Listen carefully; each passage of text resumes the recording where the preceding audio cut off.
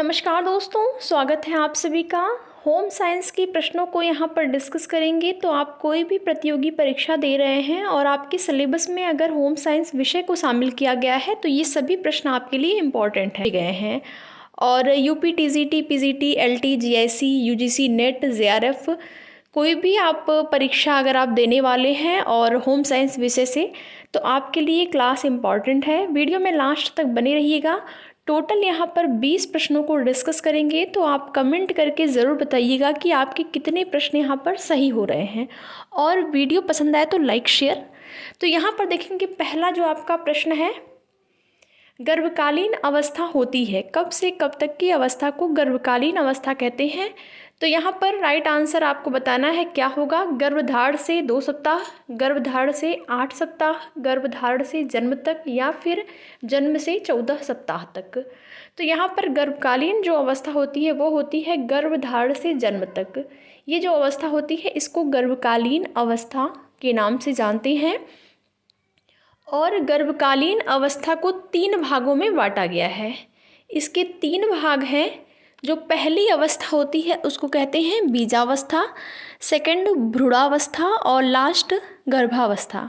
ठीक है, तो इस प्रकार से इसको जो है 3 भागों में, गर्भकालीन जो पीरियड होता है इसको 3 भागों में बांटा जाता है। तो यहाँ पर जो राइट आंसर आपका हो जाएगा इस प्रश्न के लिए, ऑप्शन नंबर बी जो है क्वेश्चन नंबर 1 के लिए हो जाएगा राइट आंसर। ठीक है, इसके बाद देखेंगे नेक्स्ट क्वेश्चन नंबर 2 है, व्यक्ति के जीवन का आरंभ होता है, कब से आरंभ होता है व्यक्ति के जीवन का? जन्म से, गर्भाधान से, वृद्धि से, या फिर विकास से। ये प्रश्न आपका यूपी पीजीटी 2021 में पूछा गया है। तो सारे के सारे प्रश्न आपके पीवाईक्यू हैं। प्रश्नों को ध्यान से देखिएगा, कई बार ऐसा होता है कि प्रश्न आपके रिपीट हो जाते हैं।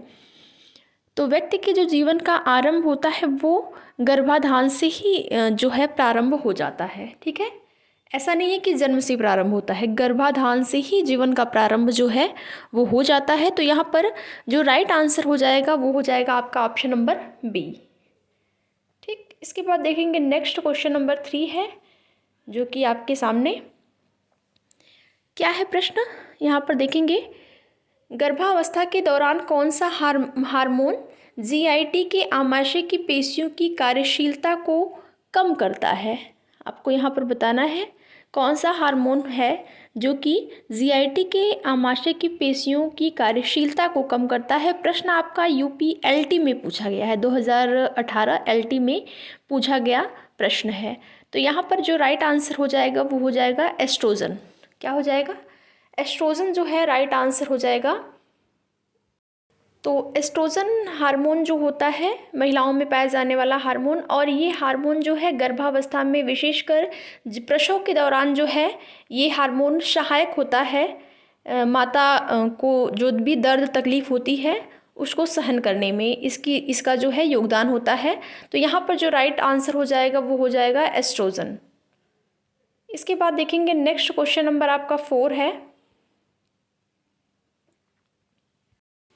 क्वेश्चन नंबर 4, मनुष्यों में गर्भावधि की लंबाई कितने दिन होती है आपको बताना है। मनुष्यों में पूछ रहा है गर्भावधि की लंबाई कितने दिन तक होती है गर्भावस्था।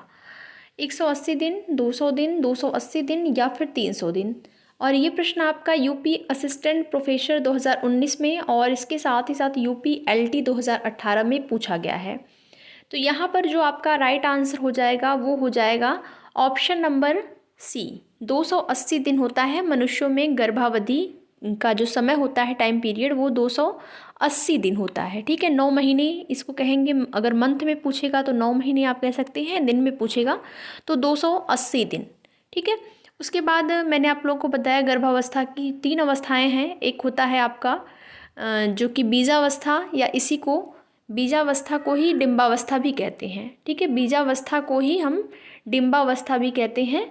उसके बाद आपका जो सेकंड अवस्था होती है वो होती है भ्रूणावस्था, और लास्ट गर्भस्थ शिशु की अवस्था, या उसी को गर्भावस्था कहते हैं। तो यहाँ पर राइट आंसर जो है इस प्रश्न के लिए आपका हो जाएगा ऑप्शन नंबर सी। इसके बाद देखेंगे नेक्स्ट क्वेश्चन नंबर 5 है, कितने माह तक कोशिका विकास को भ्रूण कहा जाता है। आपको बताना है 2 माह, 3 माह, 4 माह, या फिर इनमें से कोई नहीं। जीआईसी 2017 में ये प्रश्न पूछा गया है। जीआईसी 2017 में ये प्रश्न आपका पूछा गया है। और कितने माह तक कोशिका विकास को भ्रूण कहा जाता है, आपको बताना है। तो यहाँ पर भ्रूणावस्था मैंने आप लोगों को बताया कि सेकंड जो अवस्था होती है वो होती है भ्रूणावस्था। और कब से कब तक की अवस्था होती है, तो 2 सप्ताह से लेकर 2 माह तक की जो अवस्था होती है वो होती है आपकी जो सेकंड अवस्था होती है भ्रूणावस्था। पहली अवस्था जो होती है वो आपकी जो है वो होती है सामान्य से, यानी कि जब गर्भ स्टार्ट होता है तब से लेकर 2 सप्ताह तक की जो अवस्था होती है वो होती है आपकी डिम्बावस्था, या फिर उसी को बीजावस्था कहते हैं। यहाँ पर आपसे पूछ रहा है दूसरी अवस्था यानी कि भ्रूणावस्था के विषय में, तो 2 सप्ताह से लेकर 2 माह तक की अवस्था होती है। यहाँ पर जो राइट आंसर आपका हो जाएगा वो हो जाएगा ऑप्शन नंबर ए, 2 माह तक की अवस्था जो होती है। इसके बाद देखेंगे नेक्स्ट क्वेश्चन नंबर 6 है, वह अंग जिसके द्वारा भ्रूण को माता के रक्त से पोषण मिलता है, कौन सा अंग है आपको बताना है। गर्भाशय, डिंब नलिका, गर्भनाल या फिर नाभिनाल। तो यहाँ पर जो आपका राइट आंसर हो जाएगा वो हो जाएगा ऑप्शन नंबर सी, गर्भनाल। गर्भनाल यानी कि इसी को आप अगर इंग्लिश वर्जन में देखेंगे तो प्लेसेंटा आपको देखने को मिलेगा, गर्भनाल, या फिर इसी को अपरा भी कहते हैं। अपरा भी हो सकता है आपके प्रश्न में पूछे और अपरा दे दे वहाँ पर ऑप्शन में, तो आपको कंफ्यूज नहीं होना है। प्लेसेंटा, अपरा, गर्भनाल एक ही चीज़ है। तो यहाँ पर भ्रूण को माता के रक्त से पोषण जिस अंग से मिलता है उसको गर्भनाल कहते हैं। ठीक है, right answer option number C हो जाएगा क्वेश्चन नंबर 6 के लिए। इसके बाद देखेंगे नेक्स्ट क्वेश्चन नंबर 7 है, गर्भकालीन अवस्था है, गर्भाधान से जन्म तक, जन्म के बाद पहले 30 दिन तक, 30 दिन से 2 वर्ष तक, या फिर 2 वर्ष से 6 वर्ष तक।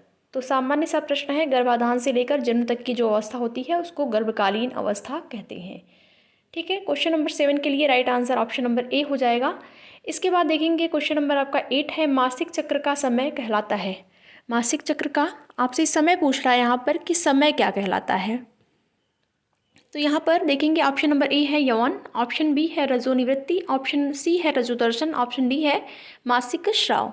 तो मासिक चक्र का जो समय होता है उस समय को जो है रजोदर्शन कहते हैं। क्या कहते हैं? रजोदर्शन कहते हैं। और रजोनिवृत्ति क्या होता है? तो जब मासिक धर्म जो है समाप्त होता है 45 वर्ष की अवस्था में, 40 के ऊपर 45-46 वर्ष की अवस्था में जब समाप्त हो जाता है स्त्रियों में जो है मासिक चक्र, तो उसको रजोनिवृत्ति कहते हैं। ठीक है, मोनोपॉज कहते हैं। लेकिन यहाँ पर आपसे पूछ रहा है मासिक चक्र का समय, तो रजोदर्शन कहलाता है। Right answer option number C हो जाएगा क्वेश्चन नंबर 8 के लिए। इसके बाद देखेंगे नेक्स्ट क्वेश्चन नंबर 9 है, अंडे का निषेचन होता है, किसमें होता है? एम्प्यूली, एंडोमेट्रियम, गर्भाशय, कार्पस ल्यूटियम। राइट आंसर बताना है। प्रश्न आपका पीजीटी में पूछा गया है 2019 में। तो यहाँ पर अंडे का जो निषेचन होता है वो एम्प्यूली में होता है। राइट आंसर हो जाएगा आपका एम्प्यूली। ठीक है, right answer option number A हो जाएगा। इसके बाद देखेंगे नेक्स्ट क्वेश्चन नंबर 10, 9 हो गया था, क्वेश्चन नंबर 10 है, स्त्री के अंडाणु में कितने जोड़े XX क्रोमोसोम पाए जाते हैं? ये प्रश्न आपका जो है Madhya Pradesh PhD entrance exam में पूछा गया प्रश्न है। स्त्री के अंडाणु में कितने जोड़े XX क्रोमोसोम पाए जाते हैं? तो यहाँ पर जो राइट आंसर आपका हो जाएगा वो हो जाएगा ऑप्शन नंबर ए, 23 जोड़े। ठीक है, 23 जोड़े पाए जाते हैं। राइट आंसर आपका हो जाएगा ऑप्शन नंबर ए। तो राइट आंसर हो जाएगा ऑप्शन नंबर ए। इसके साथ आप सभी को पता होगा, नहीं पता होगा तो आप लोग जान लीजिए, 22 जोड़े जो होते हैं वो समान होते हैं। 22 जोड़े समान होते हैं स्त्री और पुरुष दोनों में, या फिर ऑटोसोम कहते हैं 22 जोड़े को जो कि स्त्री और पुरुष में समान होते हैं। लेकिन जो 23वां जोड़ा होता है वो अलग होता है। 23वें जोड़े का क्रोमोसोम जो होता है पुरुष एवं महिलाओं में भिन्न भिन्न होता है। 23वें जोड़े का जो होता है वो पुरुष और महिलाओं में भिन्न भिन्न होता है। और 23वें जोड़े में महिला में क्रोमोसोम XX होते हैं और पुरुष में XY होते हैं। और वहीं से निर्धारण होता है कि जो है गर्भस्थ जो शिशु है वो उसका लिंग कौन सा है। ठीक है, मेल या फीमेल क्या होता है, वहीं से इसका निर्धारण होता है। यक्स वाई जो कि पुरुषों में होता है 23वां। तो यहाँ पर जो राइट आंसर हो जाएगा आपका वो हो जाएगा ऑप्शन नंबर ए। इसके बाद देखेंगे नेक्स्ट क्वेश्चन नंबर आपका 11 है, और क्या है 8वें हफ्ते से जन्म तक भ्रूण कहलाता है। क्या कहलाता है 8वें सप्ताह से लेकर जन्म तक का जो भ्रूण होता है, जैसे मैंने बताया आपको गर्भावस्था में की जो है अवस्था वो 3 भागों में बांटा गया है। अलग अलग तीनों जो अवस्था है उनका अलग अलग टाइम पीरियड है। तो यहाँ पर आपसे पूछ रहा है 8वें सप्ताह से लेकर जन्म तक क्या कहलाता है, तो वो जो अवस्था होती है वो फिटस कहलाती है। लास्ट अवस्था होती है उसको फिटस के नाम से जानते हैं। ठीक है, राइट आंसर आपका हो जाएगा यहाँ पर ऑप्शन नंबर ए। ऑप्शन नंबर ए क्वेश्चन नंबर 11 के लिए राइट आंसर। इसके बाद देखेंगे नेक्स्ट क्वेश्चन नंबर 12 है, क्या है डेमोग्राफिक गैप क्या है। डेमोग्राफिक गैप क्या कहलाता है, जन्म व मृत्यु दर के बीच भिन्नता, विशेष आयु की जन्म मृत्यु दर भिन्नता, लिंग अनुपात में भिन्नता, या फिर माँ बच्चों के अनुपात में भिन्नता। जीआईसी प्रवक्ता एग्जाम में ये प्रश्न आपका पूछा गया है, डेमोग्राफिक गैप। तो जन्म और मृत्यु दर के बीच जो भिन्नता होती है वही कहलाता है demographical gap. Right answer option number A हो जाएगा क्वेश्चन नंबर 12 के लिए। इसके बाद देखेंगे नेक्स्ट क्वेश्चन नंबर आपका 13 है, मानव भ्रूण की समयावधि है कितनी होती है। मानव भ्रूण की समयावधि आपको बताना है, 2 से 4 सप्ताह, 1 से 8 सप्ताह, 2 से 8 सप्ताह, या फिर 2 से 6 सप्ताह। आपको भ्रूणावस्था का बताना है। यहाँ पर जैसे 3 अवस्था अलग अलग होती है, उसमें से भ्रूणावस्था का आपको बताना है। पहला जो अवस्था होता है बीजावस्था जिसको कहते हैं, उसके बाद आपका आता है भ्रूणावस्था, फिर गर्भस्थ शिशु की अवस्था। तो यहाँ पर आपसे सेकंड स्टेज का पूछ रहा है, कब से कब तक की अवस्था होती है भ्रूणावस्था। ठीक है, कब से कब तक की होती है, तो ये जो अवस्था होती है वो होती है 2 से 8 सप्ताह। ठीक है, 2 सप्ताह से 8 सप्ताह, या फिर अगर मंथ में आपसे पूछेगा तो आपको इससे ये पूछ सकता है 2 सप्ताह से लेकर 2 माह तक की जो अवस्था होती है। ठीक, 2 सप्ताह से लेकर 2 माह तक की जो अवस्था होती है वही कहलाती है मानव भ्रूण की समयावधि। ठीक है, तो राइट आंसर यहाँ पर हो जाएगा ऑप्शन नंबर सी। इसके बाद देखेंगे नेक्स्ट क्वेश्चन नंबर ये 14 है, निषेचन की क्रिया होती है गर्भाशय में, आमाशय में, अंडवाहिनी में, या फिर योनि में। आपको राइट आंसर बताना है इसका। ये प्रश्न आपका कई बार एग्जाम में पूछा गया है, जैसे प्रवक्ता में भी पूछा गया है, टीजीटी में भी, पीजीटी में भी कई बार रिपीटेड प्रश्न है। तो प्रश्न इंपॉर्टेंट हो जाता है जब कई बार पूछे जाते हैं एग्जाम में। तो निषेचन की क्रिया जो होती है वो होती है अंडवाहिनी में। राइट आंसर यहाँ पर आपका हो जाएगा option number C, question number 14 के लिए। इसके बाद देखेंगे नेक्स्ट क्वेश्चन नंबर 15 है, गुणसूत्रों के 22 जोड़े को कहते हैं। जो 22 जोड़ा होता है उसको क्या कहते हैं। अगर आपने पिछला प्रश्न ध्यान से सुना होगा तो इस प्रश्न का आंसर जो है आप बड़े ही आसानी से दे सकते हैं। जो 22 जोड़ा होता है गुणसूत्र का उसको ऑटोसोम्स कहते हैं। ठीक है, जो 22 जोड़ा होता है मैंने आपको बताया कि 22 जोड़े समान होते हैं स्त्री और पुरुष दोनों में, उसी को ऑटोसोम्स या फिर जो है समजात गुणसूत्र कहते हैं। ठीक है, ऑटोसोम्स भी कहते हैं या इसी को जो है समजात गुणसूत्र भी कहते हैं। 22 जोड़े जो कि समान होते हैं स्त्री और पुरुष दोनों में। 23वां जो जोड़ा होता है महिला में क्रोमोसोम्स XX, पुरुषों में 23वां जोड़ा जो होता है XY होता है, और उसी से ये निर्धारण होता है कि गर्भ में जो बच्चा है वो मेल है या फिर फीमेल है। तो यहाँ पर जो राइट आंसर हो जाएगा वो हो जाएगा 22 जोड़े को ऑटोसोम्स या फिर समजात गुणसूत्र कहते हैं। ठीक है, ऑप्शन नंबर ए राइट आंसर हो जाएगा क्वेश्चन नंबर 15 के लिए। इसके बाद देखेंगे नेक्स्ट क्वेश्चन नंबर 16 है। तो आपके कितने प्रश्न सही हुए हैं आप लोग कमेंट करके ज़रूर बताइएगा। वीडियो पसंद आए तो लाइक शेयर करते हुए चलिएगा।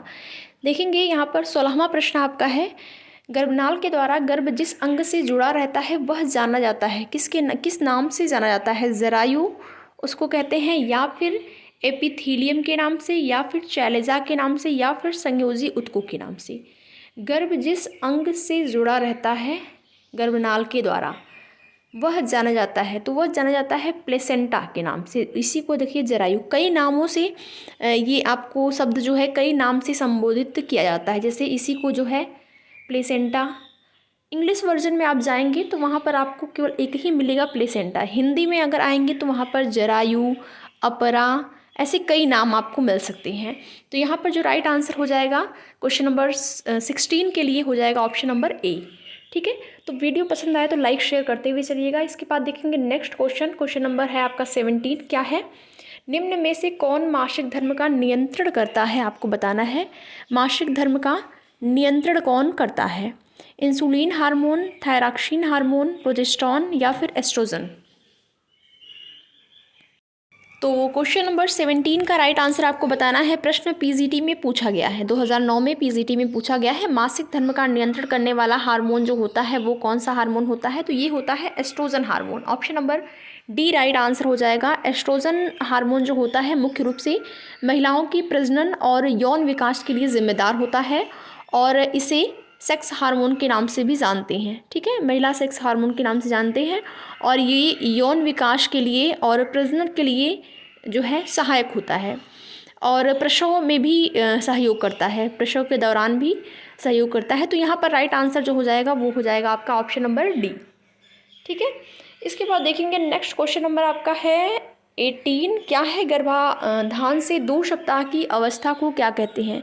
क्या कहते हैं? जैसे मैंने आपको बताया गर्भकालीन जो अवस्था होती है या गर्भावस्था जो होती है 3 भाग उसके हैं, 3 भागों में बांटा गया है उसको।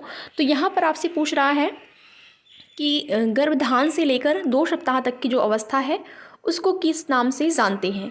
तो ये जो अवस्था होती है उसको बीजावस्था के नाम से जानते हैं। ठीक है, बीजावस्था के नाम से इसको जानते हैं। जो ये पहली स्टेज है, पहली अवस्था है। भ्रूणावस्था जो है ये दूसरी अवस्था है। फीटस अवस्था यानी कि गर्भस्थ शिशु की अवस्था ये जो है तीसरी अवस्था है। ठीक है, इसका जो टाइम पीरियड है बीजावस्था का वो गर्भधान से 2 सप्ताह और जो भ्रूणावस्था है इसका टाइम पीरियड 2 सप्ताह से 2 माह और जो फीटस अवस्था है इसका टाइम पीरियड जो है आपका 2 माह से लेकर जब तक जो है बच्चे का जन्म होता है, प्रसव तक की जो अवस्था होती है वो कहलाती है फीटस अवस्था। ठीक है, तो राइट आंसर यहाँ पर इस प्रश्न के लिए अगर देखा जाए तो हो जाएगा गर्भाधान से लेकर 2 सप्ताह तक की जो अवस्था होती है वो कहलाती है बीजावस्था। ठीक है, इसके बाद देखेंगे नेक्स्ट क्वेश्चन। इसके बाद देखेंगे नेक्स्ट आपका क्वेश्चन नंबर 19 है। क्या है? डिंब ग्रंथि का कार्य है। आपसे पूछ रहा है यहाँ पर डिंब ग्रंथि का कार्य क्या है? टेस्टोस्टेरोन का स्राव, प्रोजेस्टेरॉन का निर्माण या फिर सोमेटोट्रोपिक का निर्माण, इनमें से सभी। राइट आंसर बताना है। प्रश्न आपका पीजीटी एग्जाम में पूछा गया है। तो डिंब ग्रंथि का कार्य है प्रोजेस्टेरॉन का निर्माण। राइट आंसर क्या हो जाएगा? यहाँ पर हो जाएगा ऑप्शन नंबर बी। ठीक है, इसके बाद नेक्स्ट और आज की श्रृंखला का ये आपका लास्ट प्रश्न है। क्या है? सगर्भता काल की अवधि होती है। कब से कब तक की अवधि को सगर्भता काल के नाम से जानते हैं? आपको बताना है। अंडे के निर्माण से उसके गर्भाशय पहुंचने तक, अंडे के निर्माण से उसके शुक्राणु से मिलने तक, निषेचन से जन्म तक, जन्म से लेकर 4 सप्ताह तक। तो ये जो अवस्था होती है सगर्भता की अवस्था वो कहलाती है निषेचन से जन्म तक की अवस्था। ठीक है, जब से गर्भाधान स्टार्ट होता है तब से लेकर प्रसव तक की जो अवस्था होती है जब तक शिशु का जन्म होता है वो सगर्भता काल के नाम से जानी जाती है। तो ये आपके यहाँ पर देखेंगे टोटल 20 प्रश्न कंप्लीट हुए। आपके कितने प्रश्न सही हुए हैं आप लोग कमेंट करके ज़रूर बताइएगा और वीडियो पसंद आए तो लाइक शेयर और साथ ही साथ जो भी अभ्यर्थी चैनल पर नए होंगे चैनल को सब्सक्राइब भी ज़रूर कर लीजिएगा। इसी प्रकार आपको डेली इस चैनल के माध्यम से प्रैक्टिस सेट मिलते रहेंगे और आप लोग थोड़ा सा अपना 10-15 मिनट टाइम निकाल कर बड़े ही आसानी से देख सकते हैं जिससे कि आपका रिवीजन होता रहेगा। ठीक है, तो वीडियो में लास्ट तक बने रहने के लिए आप लोगों का बहुत बहुत धन्यवाद।